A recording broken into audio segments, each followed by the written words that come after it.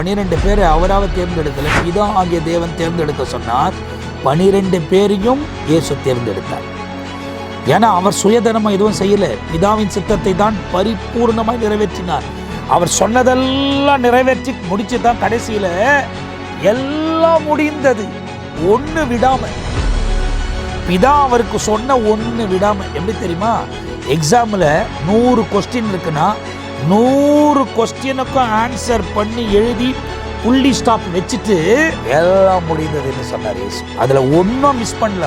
ஒன்னே ஒன்று கூட மிஸ் பண்ண. நம்ம கூட பல நேரத்தில் ஐயோ மிஸ் பண்ணிட்டு வந்தது, இது தெரிஞ்சிச்சு, கவனம் இருந்துச்சான்னு அவர் அப்படி மிஸ் பண்ணவே இல்லை. எவைகளெல்லாம் அவருக்கு சொல்லப்பட்டதோ அத்தனையும் நிறைவேற்றினார். Into your hands I commit my spirit.